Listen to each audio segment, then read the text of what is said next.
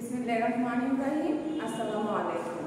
প্রিয় চতুর্থ শ্রেণীর শিক্ষার্থীরা, তোমাদের সবাইকে স্বাগত জানাচ্ছি জুরাইন আশরাফ মাস্টার আদর্শ উচ্চ বিদ্যালয় কর্তৃক আয়োজিত অনলাইন ক্লাসে। আমি শামসুল হার তাপসী।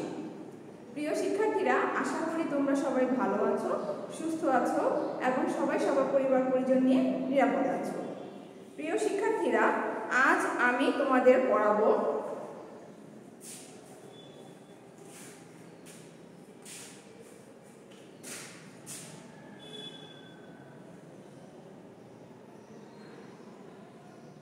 কম্পিউটার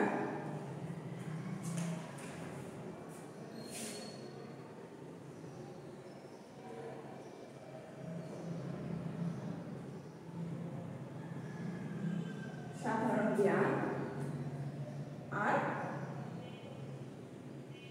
অঙ্কন।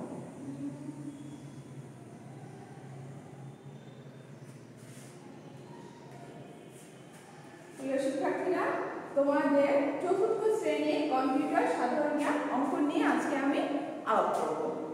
তো প্রিয় শিক্ষার্থীরা, তোমাদের কাছে বিদ্যালয় থেকে যে নমুনা প্রশ্নটি দেয়া হয়েছে তা তোমরা নিয়ে বসো। তো প্রথমে আমরা অঙ্কন থেকে শুরু করি। অঙ্কনটার জন্য তোমাদের বারবার প্র্যাকটিস করতে হবে, বারবার আঁকতে হবে। তবে আজকে আমি এঁকে দেখাবো না।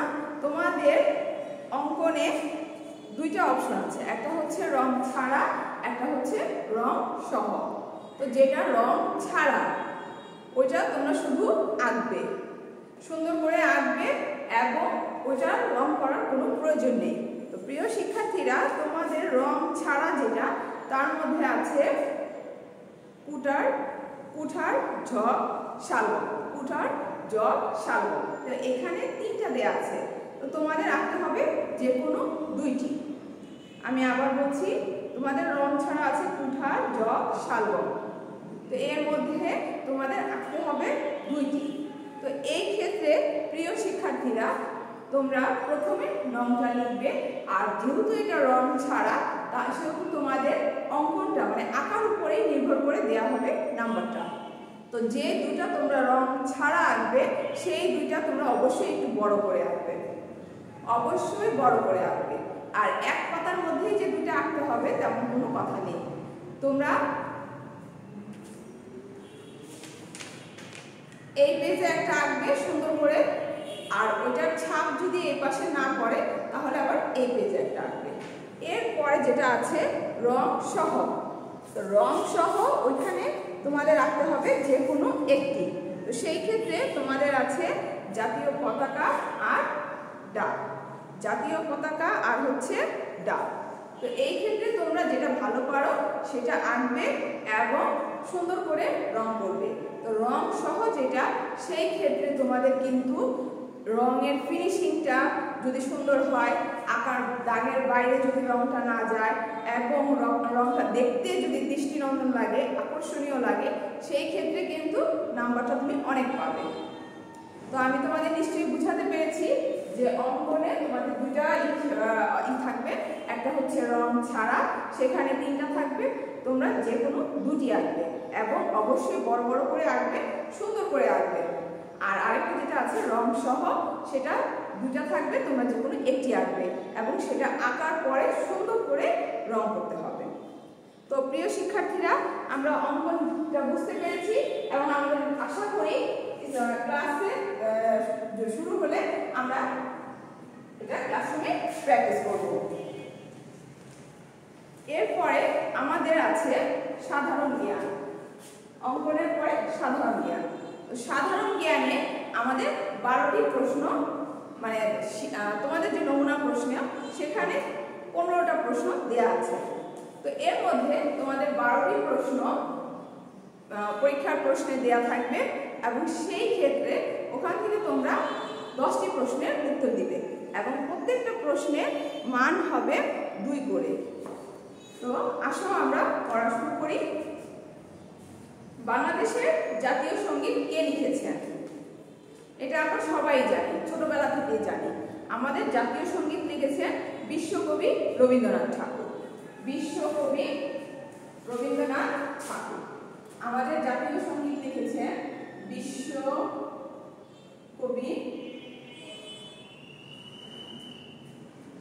রবীন্দ্রনাথ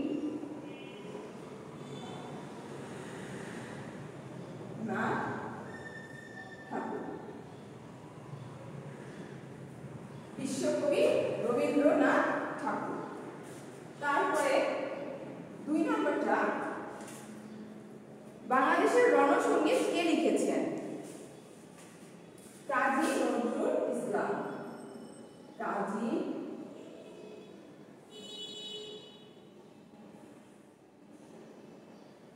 নজরুল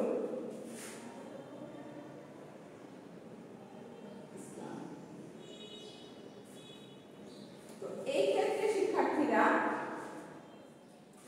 তোমাদের নমুনা প্রশ্নে বানানটা যেভাবে দেয়া আছে, মানে ওনাদের নামের বানানটা যেভাবে দেয়া আছে ঠিক সেভাবে লিখবে। তো বিশ্বকবি রবীন্দ্রনাথ ঠাকুর আমাদের জাতীয় সঙ্গীত রচনা করেছেন, আর আমাদের রণসঙ্গীত তৈরি করেছেন কাজী নজরুল ইসলাম। আচ্ছা, 3 নম্বর প্রশ্নটা হচ্ছে আমাদের জাতীয় পতাকা কি? 3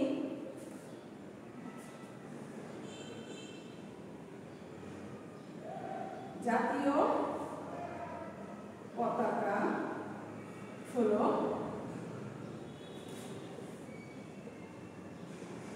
কোন দেশের পরিচয়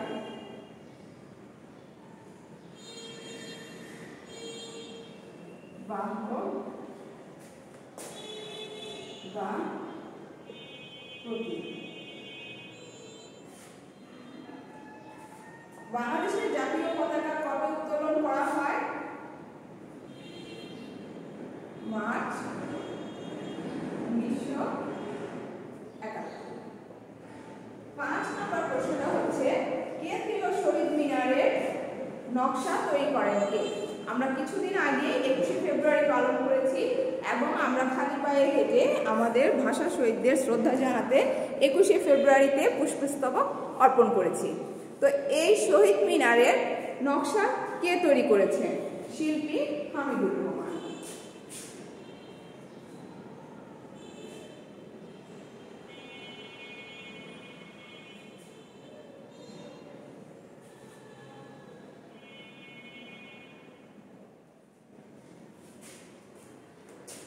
তারপরে 6 নম্বর হচ্ছে রাষ্ট্রভাষা আন্দোলন শুরু হয় কত সালে? 1947 সালে। তাহলে রাষ্ট্রভাষা আন্দোলন শুরু হয় কত সালে? 1947 সালে। আচ্ছা, বাংলাদেশ কিভাবে স্বাধীন হয়? এটা আমরা সবাই জানি, বাংলাদেশ স্বাধীন হয় মুক্তিযুদ্ধের মাধ্যমে। এই মুক্তিযুদ্ধের কারণে আজ আমরা একটি স্বাধীন বাংলাদেশ পেয়েছি।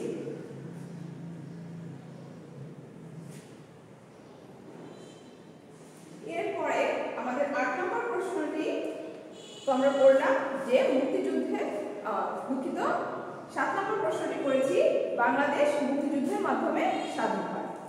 এরপরে 8 বাংলাদেশের মুক্তিযুদ্ধ সংগঠিত হয় কত সালে? 1971 সালে। 1971 সালে। প্রিয় শিক্ষার্থীরা, এরপরে আমাদের 9 নম্বর প্রশ্নটি আছে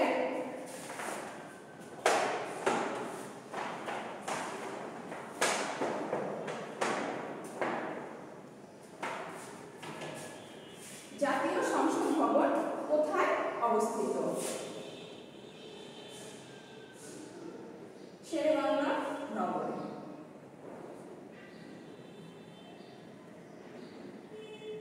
তোমরা পরীক্ষার খাতায় প্রশ্ন লিখবে না, নামটা ঠিক করে উত্তরটা লিখবে।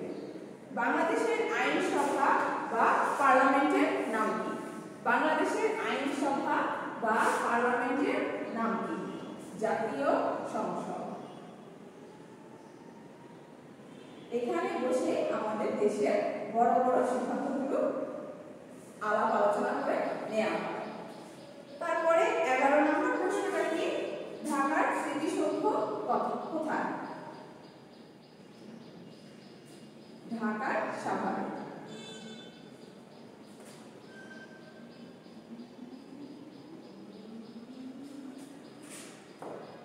এরপরে মুজিবনগর স্মৃতিসৌধ কোথায়?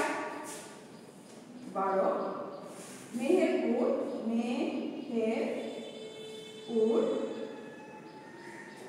জেলার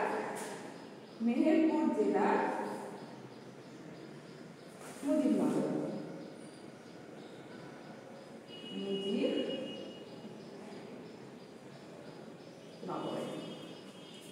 এরপরে জাতীয় সংসদের প্রতীক কি? শাপলা ফুল।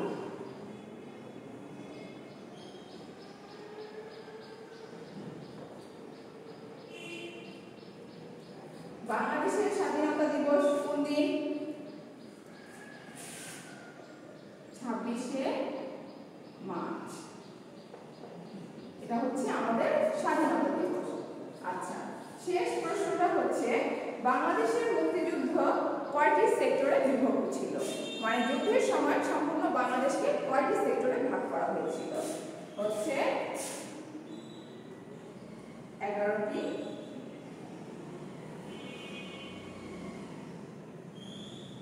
সেক্টরে। তো প্রিয় শিক্ষার্থীরা, আমরা আমাদের নমুনা প্রশ্নে যে সাধারণ জ্ঞানগুলো ছিল সেগুলো আমরা আজকে করলাম। প্রথমে অঙ্কটা সম্পর্কে জানলাম, আমাদের কি আসবে আর কিভাবে নম্বর দেওয়া হবে। আর সাধারণ জ্ঞানও আমাদের 12টি প্রশ্ন থাকবে, সেখানে 10টি প্রশ্নের উত্তর দিতে হবে।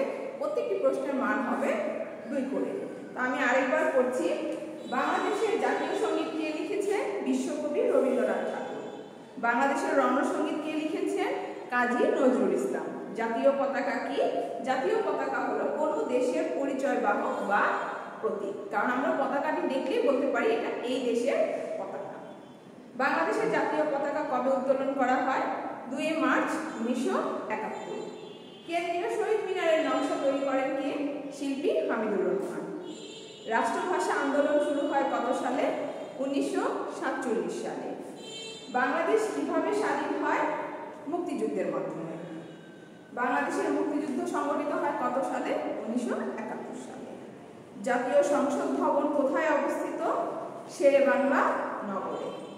বাংলাদেশের আইনসভা বা পার্লামেন্টের নাম কি? জাতীয় সংসদ। জাতীয় স্মৃতিসৌধ কোথায়? ঢাকা সাভার। 12 মুজিবনগর স্মৃতিসৌধ কোথায়? মেহেরপুর জেলার মুজিবনগরে। জাতীয় সংসদের প্রতীক কি? শাপলা ফুল। 14 বাংলাদেশের স্বাধীনতা দিবস কোন দিন? 26শে মার্চ। বাংলাদেশের মুক্তিযুদ্ধ কয়টি সেক্টরে বিভক্ত ছিল? 11টি সেক্টরে। তো প্রিয় শিক্ষার্থীরা, তোমরা যেখানেই দেখো প্রশ্ন তো তোমাদের দেয়াই থাকবে, তোমরা সেই ক্ষেত্রে প্রশ্ন লিখবে না, নংটা ঠিক করে উত্তরগুলো লিখে দিবে। এবং সেই ক্ষেত্রে খেয়াল রাখবে বানানটা যেন ভুল না হয়। তো আমরা এবার আসি কম্পিউটারে। তো প্রিয় শিক্ষার্থীরা, তোমাদের কম্পিউটার নিয়ে জুম ক্লাস হয়েছিল, সেখানে তোমাদের সংক্ষিপ্ত প্রশ্ন 1 থেকে 8 পর্যন্ত ম্যাডাম পড়িয়েছে।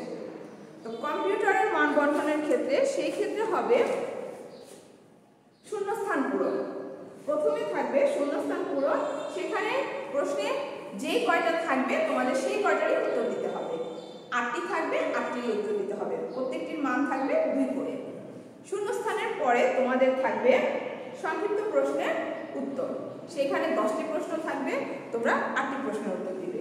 এবং যেহেতু 10টির মধ্যে তোমরা 8টি দিবে, সেই ক্ষেত্রে তোমাদের অবশ্যই নংটা ঠিক রাখতে হবে। আর শূন্যস্থান পূরণের ক্ষেত্রে আমি তোমাদেরকে বলবো তোমরা সম্পূর্ণ বাক্যটা তোলার প্রয়োজন নেই। শূন্যস্থান পূরণের ক্ষেত্রে সম্পূর্ণ বাক্যটা তোলার প্রয়োজন নেই। সেই ক্ষেত্রে তোমরা শুধু শূন্যস্থানে যে শব্দটি বসবে সেই শব্দটি লিখবে। তা আসলে আমরা পড়া শুরু করি কম্পিউটার। তো কম্পিউটারের শূন্যস্থান পূরণের ক্ষেত্রে আমাদের আছে 1 নম্বর, কম্পিউটার একটি ড্যাশ যন্ত্র। কি হবে? 1 নম্বরে আমি সম্পূর্ণ বাক্যটি তুলব না, কারণ তোমাদের কাছে নমুনা প্রশ্নটি দেয়া আছে। নমুনা সেটা তোমাদের ওইখানে উল্লেখ করা আছে, উত্তর সহ দেয়া আছে। তো সেই ক্ষেত্রে তোমরা ওইখান থেকে পড়বে, কিন্তু লেখার সময় তোমরা শুধু উত্তরটি লিখবে। তো আমি সম্পূর্ণ বাক্যটি মুখে বলছি, কিন্তু লিখছি শুধু উত্তরটা, যাতে তোমাদের মনে থাকে যে তোমাদের উত্তরটাই লিখতে হবে। তাহলে কম্পিউটার একটি ইলেকট্রনিক যন্ত্র। আমি যখন তোমাদের এসডব্লিউ খাতা দেখেছি, তোমরা বেশিরভাগ ছাত্র বানান ভুল করেছো। কম্পিউটার একটি ইলেকট্রনিক যন্ত্র। আচ্ছা, 2 নাম্বার, কম্পিউটার তথ্যকে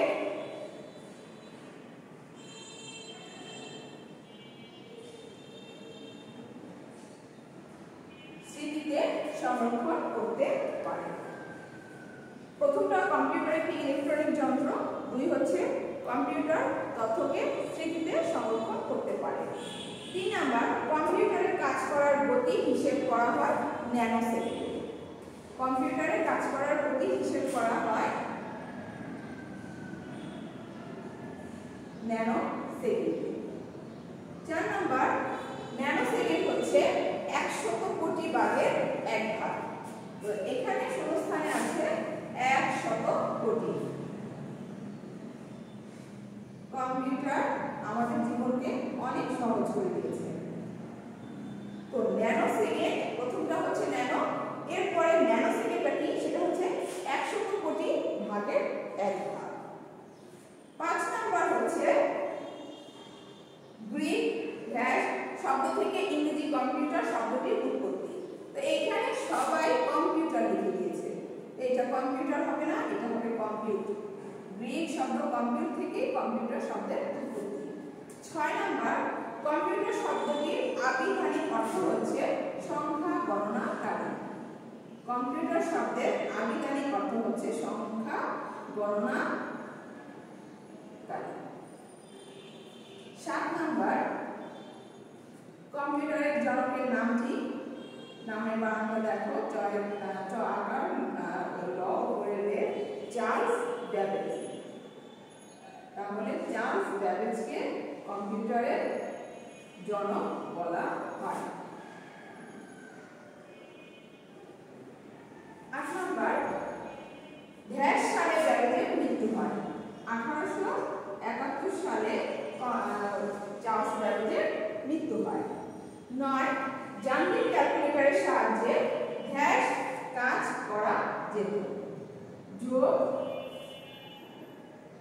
প্রিয় শিক্ষার্থীরা, তোমরা কিন্তু শুধু যোগ আর বিয়োগ লিখে দিবে না, তোমাদের যে বাক্যটি দেওয়া আছে সেখানে যদি তোমরা দেখো যে যান্ত্রিক ক্যালকুলেটরের সাহায্যে যোগ বিয়োগ কাজ করা যেত, যেহেতু তোমাদের উল্লেখ করা আছে বিয়োগের, তার মানে যোগ বিয়োগের, তোমাদের অবশ্যই এটাই লিখতে হবে। এরপরে 10 নম্বর আছে কাঠি গণনার পদ্ধতি ড্যাশ নামে পরিচিত। কাঠি গণনার পদ্ধতি ড্যাশ নামে পরিচিত। 10 মে পি আগে আর নামে পরিচিত। 11 নাম্বার, এনিয়াক কম্পিউটারের ওজন ছিল ড্যাশ টন, 30 টন। এনিয়াক কম্পিউটারের ওজন ছিল 30 টন। 12 হচ্ছে কম্পিউটার তার বিভিন্ন অংশের মাধ্যমে ড্যাশ ধাপে কাজ করে। কম্পিউটার তার বিভিন্ন অংশের মাধ্যমে ড্যাশ ধাপে কাজ করে। কি হবে এটি? 3টি ধাপে কাজ করে। এরপরে ডিজিট অর্থ সংখ্যা।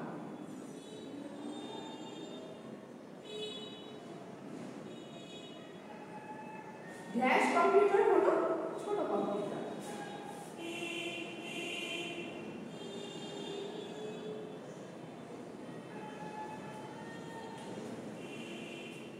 তো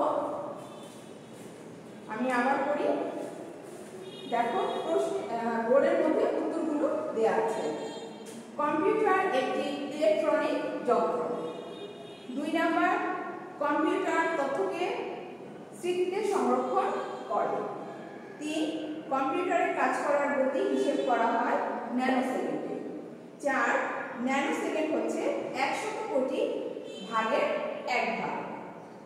5, গ্রিক কম্পিউট শব্দ থেকে কম্পিউটার শব্দটির উৎপত্তি। এখানে কিন্তু কম্পিউটার না, কম্পিউট। তারপরে হচ্ছে 6, কম্পিউটার শব্দটির আবিধানিক অর্থ হচ্ছে সংখ্যা গণনাকারী। 7, চার্লস ব্যাবেজকে কম্পিউটারের জনক বলা হয়।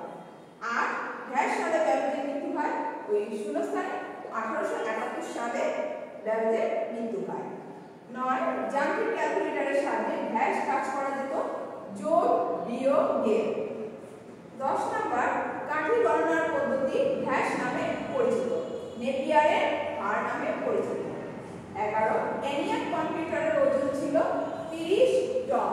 শূন্যস্থানটা ছিল 30-এ, তো 30 লিখে দিলেই হবে। 12, কম্পিউটার তার বিভিন্ন অংশের মাধ্যমে হ্যাশ ধাপে কাজ করে, 3টি ধাপে কাজ করে। 14, ডিজিট অর্থ সংখ্যা। 13, ডিজিট অর্থ সংখ্যা। 14, হ্যাশ কম্পিউটার হলো ছোট কম্পিউটার, মানে মাইক্রো কম্পিউটার হলো ছোট কম্পিউটার। তো যেহেতু তোমাদের সম্পূর্ণ বাক্যটি লিখতে হবে না, শুধু শূন্যস্থানটা লিখতে হবে, শূন্যস্থানের উত্তরটা লিখতে হবে। তো সেই ক্ষেত্রে সবচেয়ে গুরুত্বপূর্ণ বিষয়টি হলো শূন্যস্থানে যে শব্দটি লিখবে তার বানানটা। বানানটা যদি ভুল হয় তাহলে তার লিখে কোনো লাভ নেই। তোমাদের অবশ্যই খেয়াল রাখতে হবে যাতে বানানটা সঠিক থাকে। তো আজ আমি তোমাদের যেগুলো বললাম, প্রথমে অঙ্কন, তারপর সাধারণ জ্ঞান আর কম্পিউটারের শূন্যস্থান পূরণগুলো নিয়ে আলাপ করলাম। তো প্রিয় শিক্ষার্থীরা, আজ এ পর্যন্তই থাকুক। আমরা পরবর্তী ক্লাসে কম্পিউটারের বাকি যে প্রশ্নগুলো আছে সেগুলো লিখবো এবং করব। তো তোমরা সবাই ভালো থেকো, সুস্থ থেকো। আল্লাহ হাফেজ। আসসালামু আলাইকুম।